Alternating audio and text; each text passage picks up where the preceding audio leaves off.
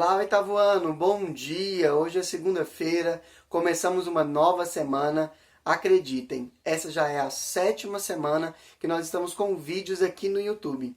Nem dá para acreditar, né? Tanto tempo assim longe. Entretanto, nós cremos que juntos, logo, logo, nós venceremos esse momento de pandemia e estaremos de volta na escola. É isso que nós desejamos. Pessoal, como toda semana, eu venho apresentar as aulas de vocês do dia. E como toda segunda-feira, hoje vocês terão uma aula de ciências, uma aula de informática, uma aula de inglês, uma aula de redação e uma aula de matemática. E nessa videoaula, as aulas ocorrerão nessa sequência.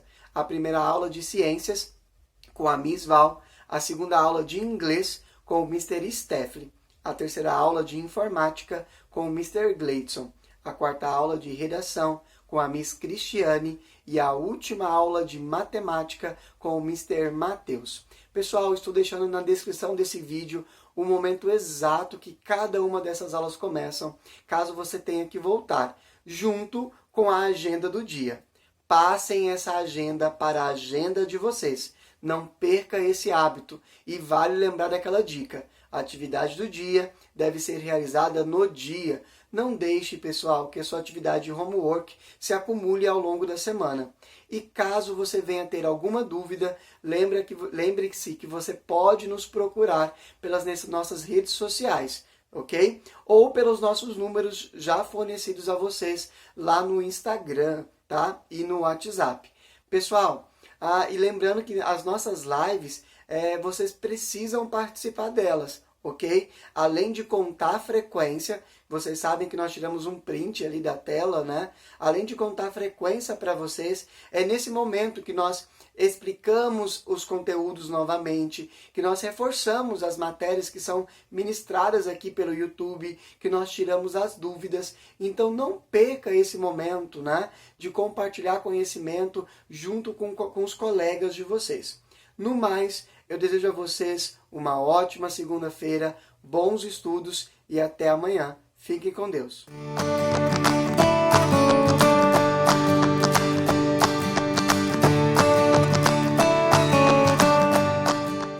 Do oitavo ano, tudo bem? Olha só, vamos para a correção das nossas atividades sobre o nosso sistema de defesa. Então, vamos lá.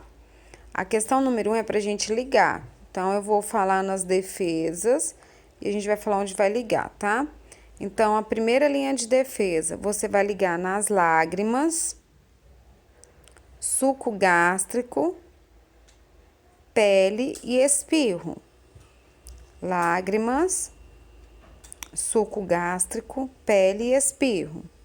Segunda linha de defesa, fagocitose, realizada por fagócitos, febre,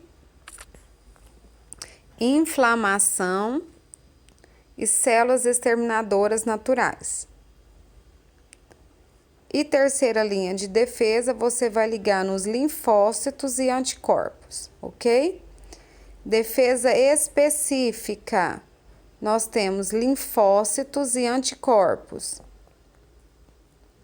Defesa inespecífica, lágrimas, fagocitose, febre, suco gástrico, inflamação, pele, espirro e células exterminadoras, ok? Se vocês aí não conseguiu acompanhar porque foi rápido, pausa o vídeo e continua a correção, tá? É comum ouvirmos que o leite materno estimula as defesas do organismo do bebê. Quando a mãe entra em contato com o micro-organismo, ela produz o anticorpos, né? Contra o antígeno específico, que são secretados no leite materno, chegando ao bebê. Letra A. Como você classificaria esse tipo de imunidade relacionada ao leite materno? Meninos, a imunidade, né, conferida pela amamentação é a imunidade específica naturalmente adquirida, ela é de forma passiva, certo? Por que é passiva? Lembra que eu falei para vocês que passiva passa.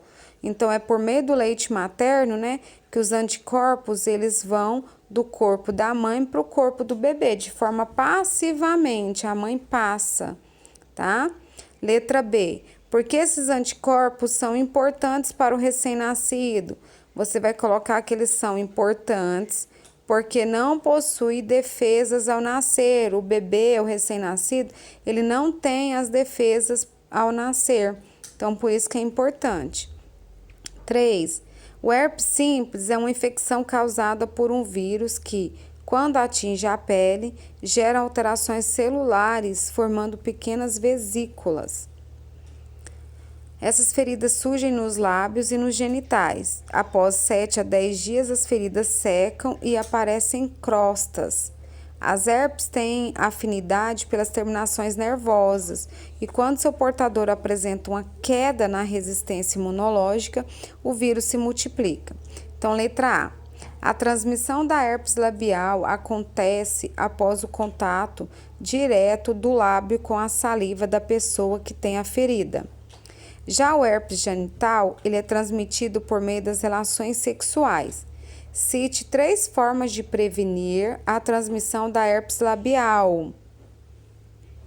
Então, herpes labial, lavar bem as mãos, não tocar nas feridas, não compartilhar talheres e copos durante as crises e não ter contato labial com outras pessoas durante a crise, durante tiver a feridinha no lábio, certo? Já a herpes genital, já a herpes, meninos, genital, ela vai ser, né, prevenida pelo uso, né, de preservativo durante a relação sexual. Na letra B, né, estima-se que cerca de 90% das pessoas apresentam anticorpos contra os vírus da herpes. Depois do vírus da gripe, ela provavelmente né, o de maior incidência na população, porque os portadores da herpes labial podem apresentar crises frequentes. Né? Por que isso ocorre? Gente, porque o vírus da herpes ele tende a proliferar quando a resistência imunológica do indivíduo ela diminui, certo? Causando as crises. Então, quando a resistência imunológica, né, nosso sistema imunológico, ele está normal, não tem crises, certo? A questão 4 está falando sobre doenças autoimunes. Nós estamos falando sobre a diabetes tipo 1, lúpus e a doença célica. Diabetes tipo 1 é quando a pessoa não produz insulina suficiente, certo? A lúpus, ela é uma doença autoimune que o indivíduo desenvolve anticorpos que reagem contra a sua própria célula, tá?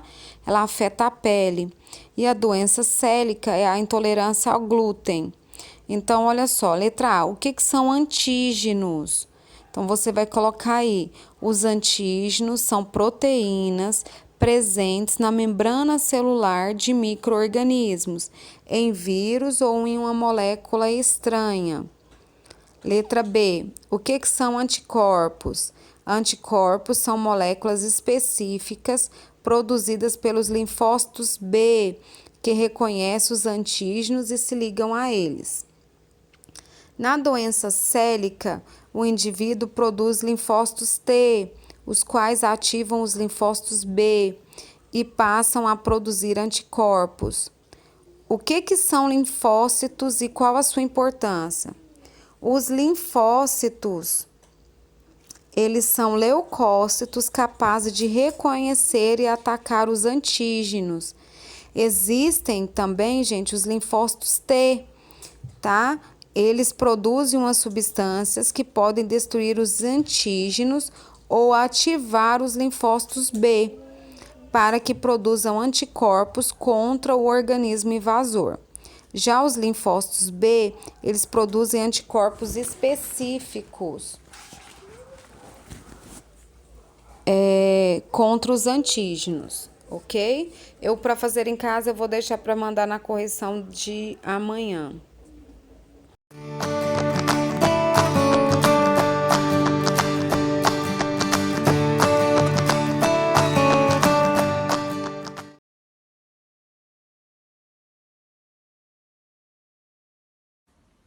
Tudo bem, galera do 8º ano? O nosso conteúdo dessa semana, nós vamos dar continuidade sobre as comidas, sobre a alimentação. E lembra que no exercício da aula passada eu pedi para vocês pesquisarem alguns adjetivos para descrever aqueles alimentos que nós vimos antes? Shrimp, entre outros. Beleza, hoje eu trouxe aqui no quadro para vocês alguns desses adjetivos que a gente vai estar usando para outros exercícios hoje e para vocês ampliarem o vocabulário de vocês. E também vou apresentar um exercício que vocês vão ter que realizar lá no Google Classroom, porém matéria easy peasy, bem facinha, porque trabalhar com comida é super tranquilinho, galera, é mais vocabulário em si. Então os adjetivos que eu trouxe para vocês hoje são grilled, sauté, fried, boiled, roasted, marinated and baked. Beleza. O que significa cada um desses adjetivos que nós temos aqui no quadro? Grilled significa grelhado. Foi o único exemplo que eu dei para vocês na aula passada, ok? Que vocês não poderiam ter usado na atividade de casa porque eu já tinha colocado no quadro. Expliquei que teriam muitos outros. Se não me engano, vocês tinham que fazer 5 or 6, 5 ou 6 exemplos, né? Sauté é salteado, que é quando você passa rapidinho na frigideira. Pode ser uma carne, um legume, alright? A meat or vegetable. Fried, frito, tipo French fried, ok? French fries, batata frita. Boiled, fervido, ok? Quando a água ferve, o alimento vai ferver, é boiled. Roasted, a gente usa muito para as carnes, para meat, quando vai assar, por exemplo, roasted chicken, frango assado, alright? Roasted meat, uma carne assada, porém, isso vai fazer muito referência a assados no forno, ok? Que fica aquela crostinha por cima, tipo o frango assado que nós temos aqui mesmo, sabe? Marinated, marinado, quando você deixa alguma coisa marinar da noite pro dia, ou não sei quantas horas, uma carne marinando no molho, marinated. E baked a gente usa muito, por exemplo, para bolo, ok? Para massas, quando elas vão assar no forno, beleza? Então nós temos a primeira atividade aqui. Create one sentence for each of the adjectives above. Lembra que vocês tiveram que compor frases utilizando esses adjetivos, ou adjetivos que vocês encontraram online? Provavelmente vocês devem ter encontrado até outros, ok? Porque são infinitos os adjetivos que nós temos. Mas no exercício número 1, pede para vocês criarem sentences, ok? Mas é uma sentence para each, para cada um dos exemplos ali em cima, dos adjetivos. Então, uma frase para grilled, uma frase para sauté, uma frase para fried. E aí vocês não podem copiar as frases dos exercícios anteriores. Tenta sempre criar frases novas. Mas como é que você vai saber? Quando a gente voltar à aula, eu vou ter que vistar. Ok? Vou ter que vistar tudo, vou ter que olhar todas as frases que vocês criaram. Porque vocês vão ter que fazer provas, vão ter que fazer simulado. Então, é muito mais fácil a gente focar em criar frases novas para eu ampliar o meu vocabulário, vai ficar bem mais tranquilinho para mim. Beleza. Então, número 1, criar esse exemplo. Agora, na número 2, vocês vão ter uma atividade lá no Google Classroom, que é uma atividade para vocês colocarem uma preparação de um alimento, de uma comida, em ordem. Então, vocês vão ter que avaliar muito bem o passo a passo dessa receita. Porém, vai estar em inglês somente, não vou colocar tradução, beleza? Porque senão vai dar muito na cara e vocês não vão ter esforço nenhum. Então vamos pesquisar, vamos trabalhar essa cabeça aí, é bom pra gente estar sempre aprendendo palavra nova quando a gente traduz. Lembra Lingui.com, é um dicionário online e tradutor que eu sempre uso. E é isso, então vai estar lá numa folha para vocês. Quem quiser fazer impresso pode fazer, arquiva atividade para me entregar depois. Quem quiser fazer no caderno, ótimo também, beleza? Então, atividade número 2, Google Classroom. Amanhã é só vocês colocarem em ordem a receita que está lá exposta, beleza? Aí tem os quadradinhos lá, os parênteses, vocês vão ter que colocar qual que é a parte 1, qual que é a primeira parte, o que vem depois, número 2, e depois, número 3, e por aí, passo a passo, ok? Seguindo em diante. É isso então, galera, que nós temos para a nossa aula de hoje, e até o nosso próximo conteúdo. Bye, bye!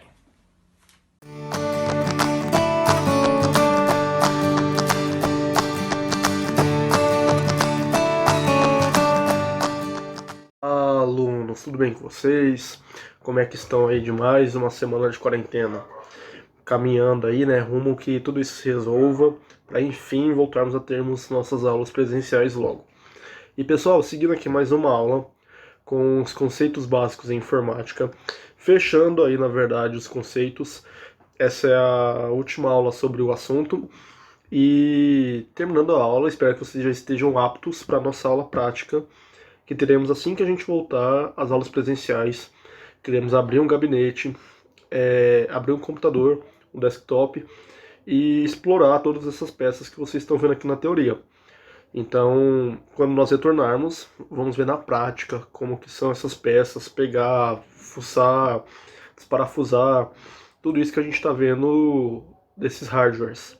E pessoal, continuando de onde nós paramos ontem, então, só reforçando aqui, passando pelos conceitos que vocês viram, o mais importante, eu espero que vocês não estejam mais confundindo, que é a diferenciação de hardware para software.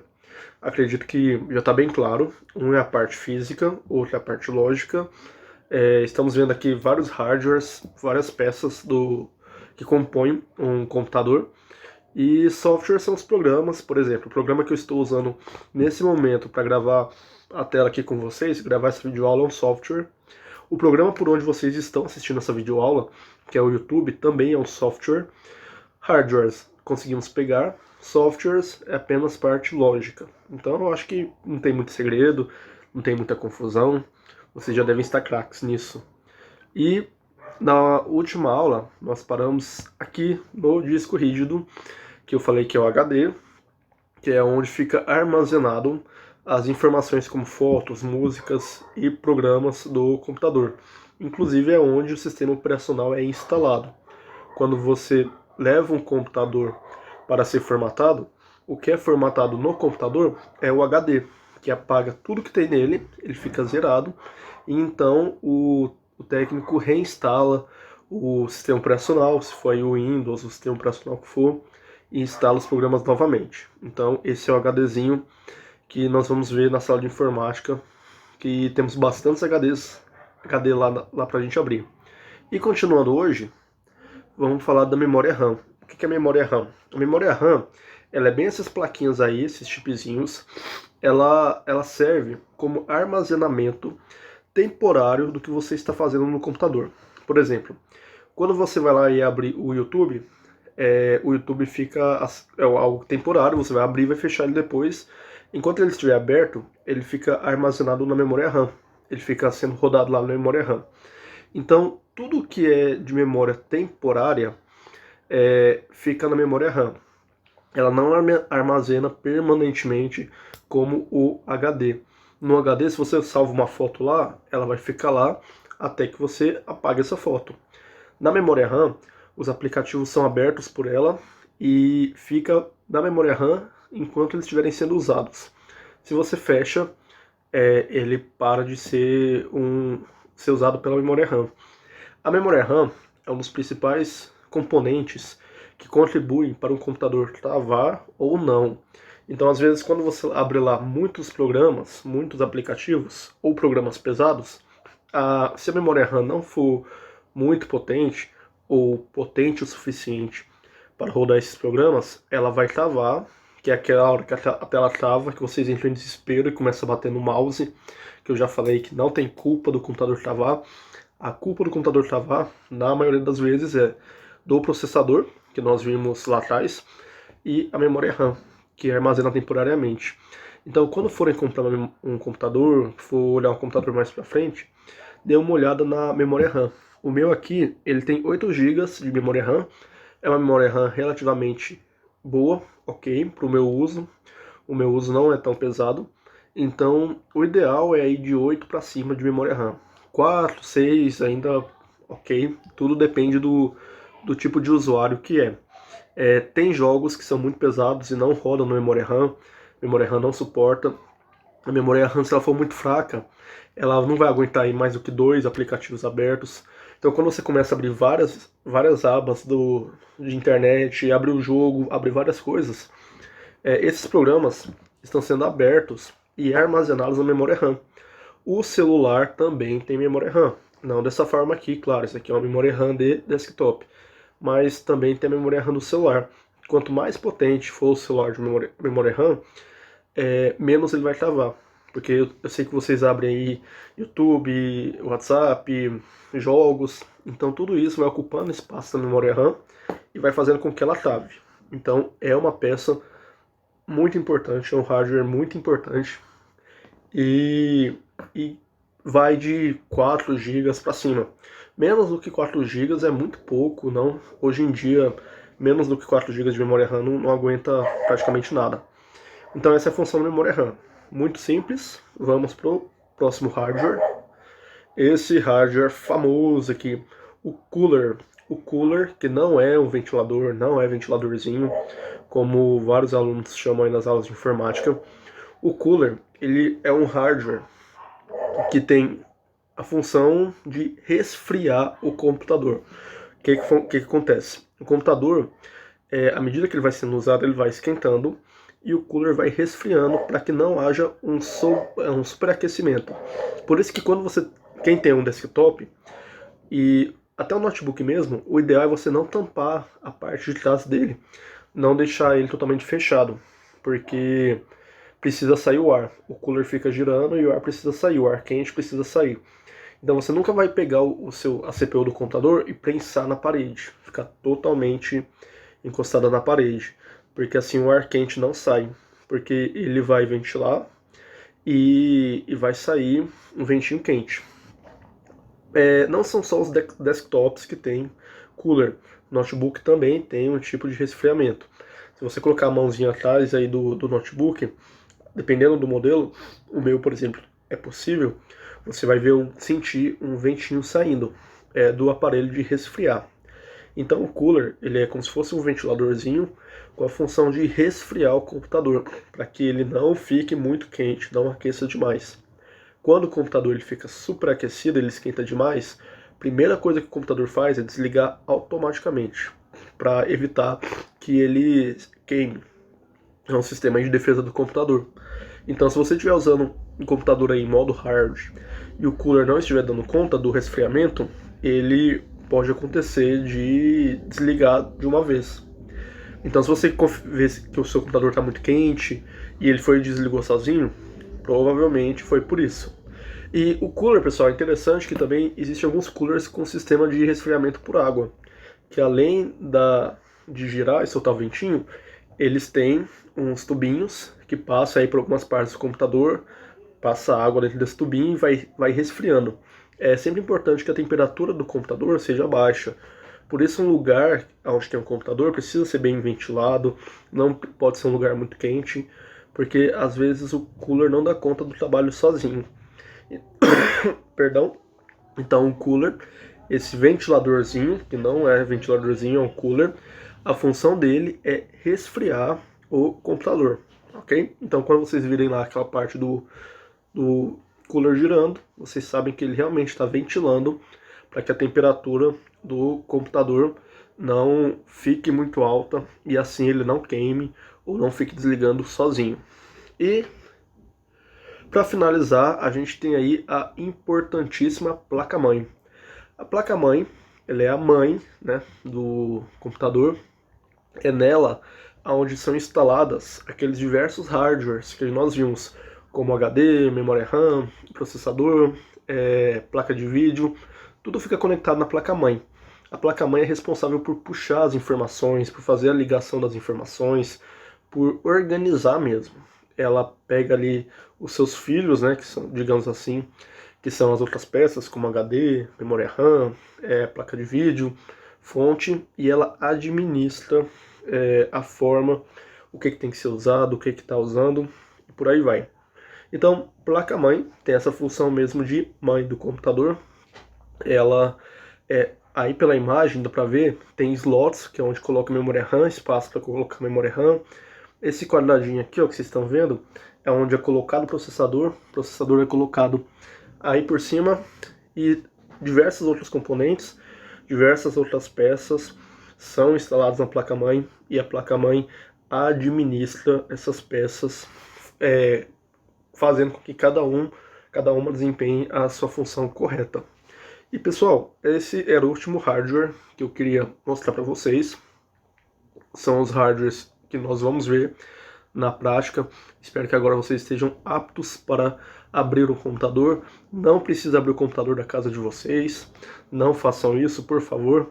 Deixe para fazer isso na sala de aula comigo, com a turma de vocês. Iremos fazer. Tem bastante computador para a gente abrir lá. E assim que a gente voltar, então, fica a promessa dessa aula prática. Qualquer dúvida que vocês tiverem, podem entrar em contato. Pode postar no Google Sala de Aula, pode chamar aí pelas redes sociais. Vocês têm os nossos contatos agora. Queria também deixar o agradecimento pelos alunos que participaram aí do desafio Gamer Athletics, que foi com o Gartic. Foi muito legal, foi muito divertido. Iremos ter o desafio mais vezes, não foi só aquele, com certeza vai ter mais. Espero que vocês participem. Gartic e outros jogos. E eu vou deixar uma pergunta para vocês, que é para vocês fazerem sugestão de outros jogos que vocês querem jogar entre professores, entre alunos, entre pais, entre comunidade escolar. Então, se você sabe um jogo legal, que não seja jogo de tiro, não seja Free Fire, não seja Fortnite, não seja nada desse tipo, se você sabe jogos legais, bacanas, jogos pra gente jogar juntos, façam sugestão, podem colocar tanto aí nos comentários aqui do YouTube, comenta aí embaixo, ou podem colocar no Google Sala de Aula, ou podem mandar para mim particularmente e nas redes sociais, para a gente poder aí fazer mais uma sessão de jogos com jogos diferentes e com toda a galera.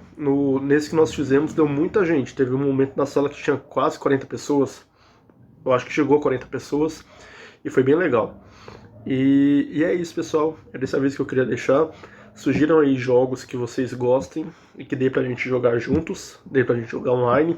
E vamos aí preparar pra tentar fazer esse desafio gamer com um jogo que vocês sugeriram.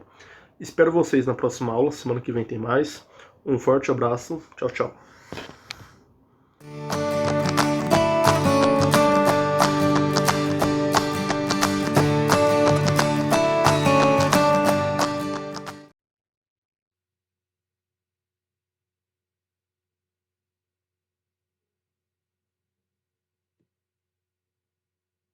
Bom dia, oitavo ano, tudo bem? Hoje, segunda-feira, dia 11 de maio, iniciamos aí mais uma semana de estudos, de aprendizagem. Seguimos aí o nosso horário oficial de aulas, em que na segunda-feira nós temos uma aula de redação. Então, dando seguimento aí às nossas aulas e dando seguimento à aula da semana passada, nós temos aí correção das atividades aí da página 39 à página 41. Então, nós devemos, nesse primeiro momento da aula, fazer essas correções, tá? Eu vou pedir aí para vocês, para que abram aí o livro na página 39, para possamos aí iniciar as correções. Então, página 39.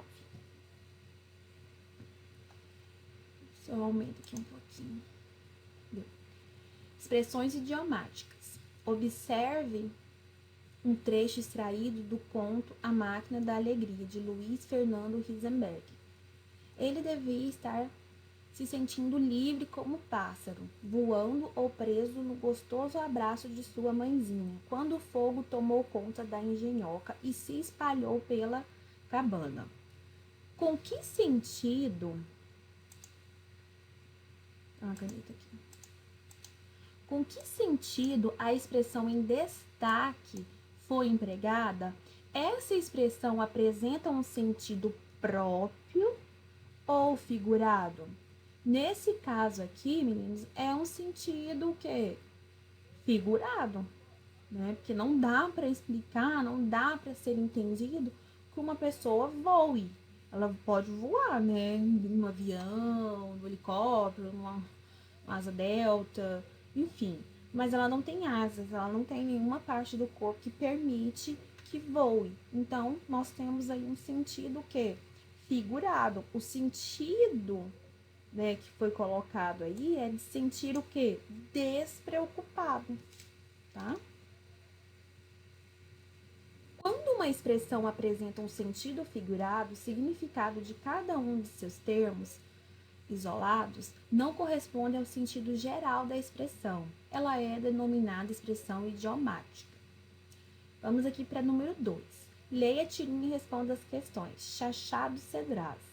Vixe, Tião, o computador tá tirando até leite das vacas. Relaxa, esse bicho não vai tomar conta do nosso emprego, não. Tem uma coisa que ele nunca vai fazer melhor que nós. O quê? Puxar o saco do patrão. Bom dia, patrãozinho do meu coração.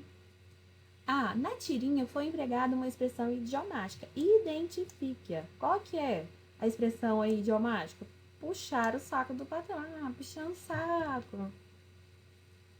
B, qual o sentido dessa expressão? É o quê? De bajular o chefe. Então, né, se puxar saco é de bajulação, de bajular. 3. Leia uma explicação sobre a origem da expressão idiomática amarrar a cara. Eu li esse texto com vocês na outra aula, então não vou ler ele agora, tá? Deixa eu regular aqui. Pronto. Ah, com que sentido a expressão amarrar a cara geralmente é empregada? No sentido que de zangar-se, de ficar chateado, de ficar com raiva, ficar emburrado.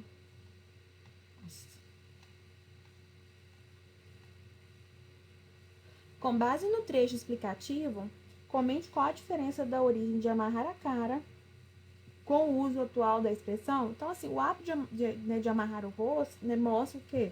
Uma raiva, uma insatisfação do rei.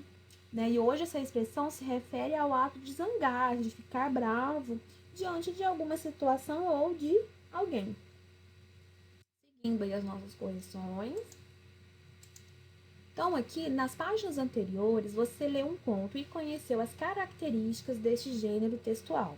Agora, leia outro conto, que vocês já leram, né, para fazer a atividade, que é o conto A Incapacidade de Ser Verdadeiro.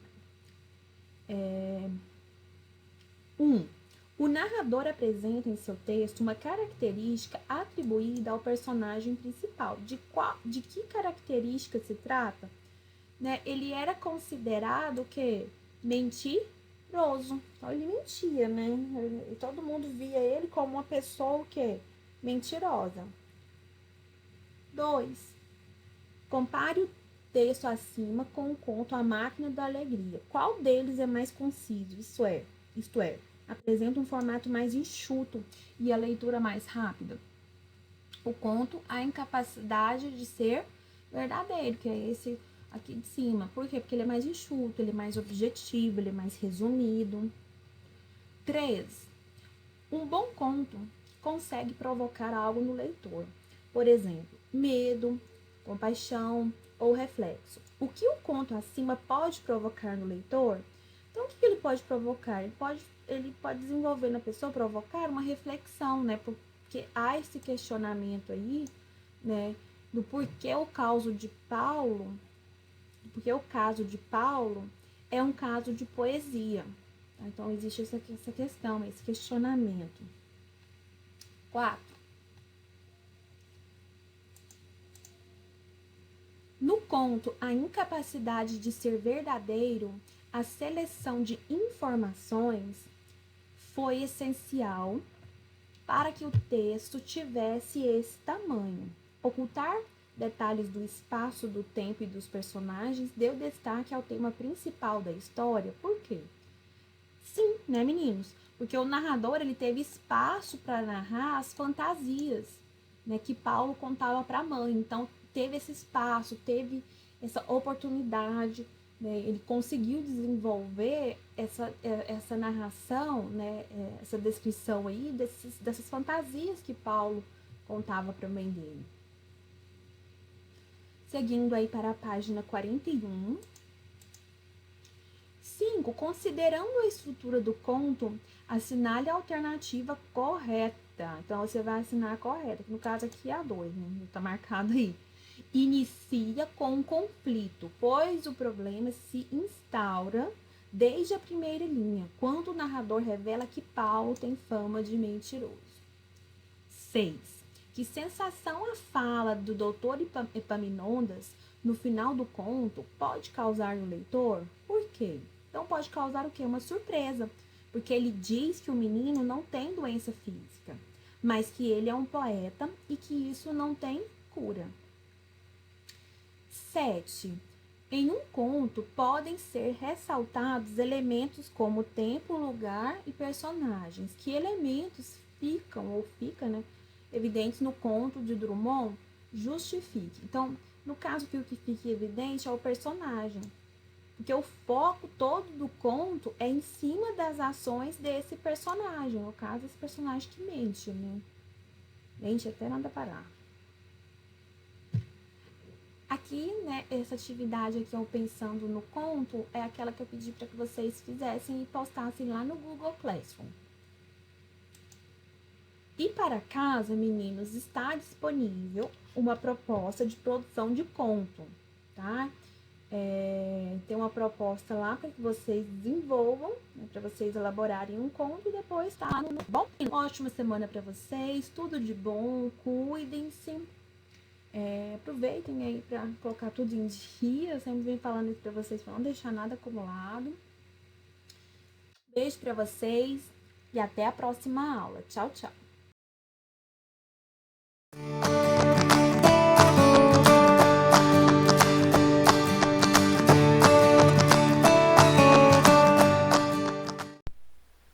Fala galera, tudo bem com vocês? Hoje na aula de hoje a gente vai fazer mais alguns exercícios de soma e subtração de monômios, beleza? Para depois a gente entrar na parte de multiplicação, tá? Tudo é bem simples, gente. Com monômios também é praticamente igual como se eu fosse fazer subtração, soma normal, tá? Como a gente já viu, multiplicação também é assim, divisão também é assim. A gente só tem que ficar atento com relação ao monômio, se ele é semelhante ou não. Eu só consigo somar, subtrair monômio se eles forem semelhantes, tá? Então vamos supor aqui, ó, livro, página 36, tá? Então vamos pegar aí, ó, página 36. Vamos começar com a número 3, tá? Lá em cima. Número 3 da página 36. Ele fala assim, ó, escreva. Letra A. Uma adição de monômios cujo resultado seja 5a ao quadrado b. Então, eu tenho que criar uma soma que vai dar esse resultado aqui. Qual pode ser? Vocês podem pensar aí, mas eu colocaria a mais simples possível. Seria 2a ao quadrado b mais 3a ao quadrado b.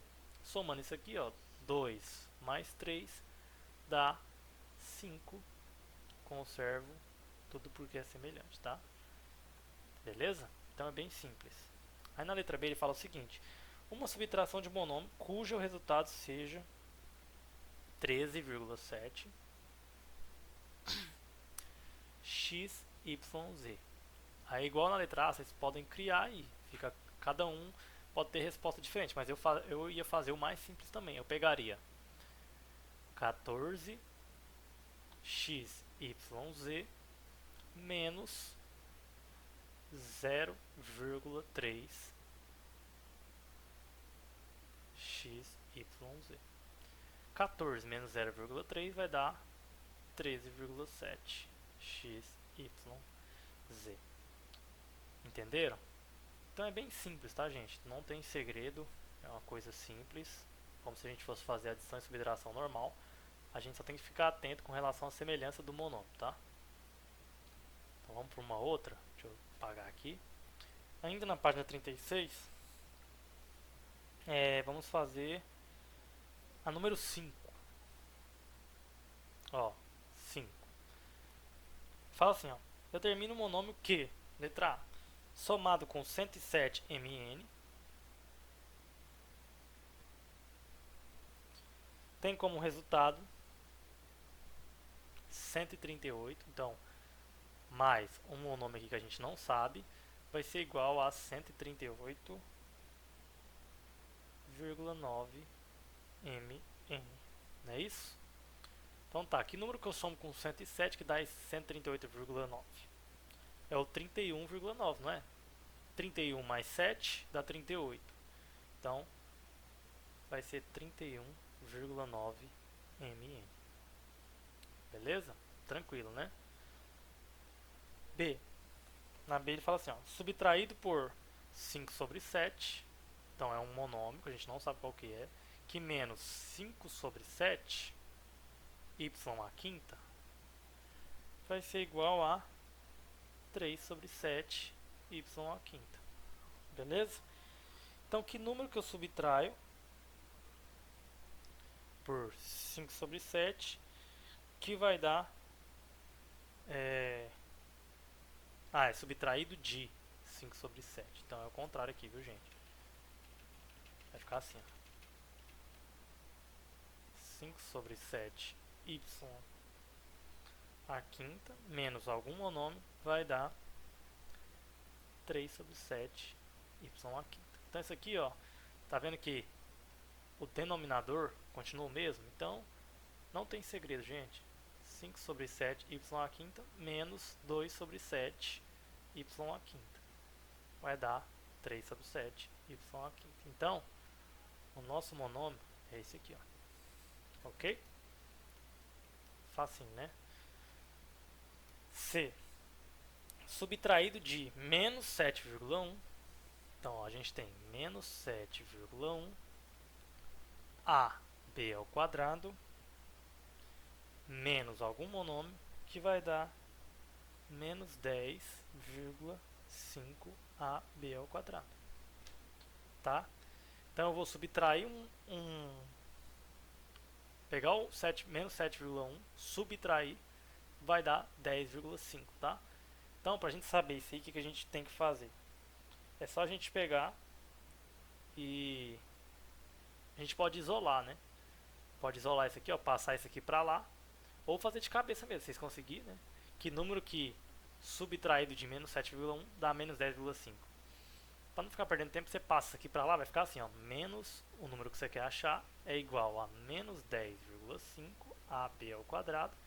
Estava negativo, passa para lá positivo, mais 7,1 AB ao quadrado. Tá? Então vai ficar menos o número que a gente quer achar. Menos 10,5 mais 7,1 vai dar menos 3,4, não é isso? AB ao quadrado. Então, ó, menos de um lado e menos de outro, eu posso multiplicar por menos 1, certo? Vai ficar tudo positivo, tá? Vai ficar, ó, o número que a gente quer é 3,4 AB ao quadrado. Beleza, gente? Facinho, né? E por último, a letra D, que fala assim, ó, somando com 2,5, então, vou ter 2,5 x ao quadrado yz ao cubo mais um número vai dar 8,7 x ao quadrado yz ao cubo. Então, que número que somado com 2,5 dá isso aqui? É o 6,2, né? X ao quadrado yz ao cubo. Tá? Se eu somar isso com 2,5 vai dar 8,7. Beleza, gente? Então esses foram os exercícios, tá? E vocês podem fazer aí a número 1 e a número 2. Número 1 da página 36 e a 2 da 37, tá? Então vou colocar aqui, ó. Deixa eu sair aqui. Não. Então, ó, fazer número 1 e 2, página 36 e 37. Então a 1 está na 36 e a 2 está na 37. Fazer e mandar lá no Google Classroom. Beleza, gente? Então essa aí foi a nossa aula de hoje. Até a próxima aula, onde a gente vai entrar em multiplicação de monômios, tá? E aí, vamos nessa, tá, gente? Fiquem com Deus, se cuidem. Até a próxima. Valeu, obrigado.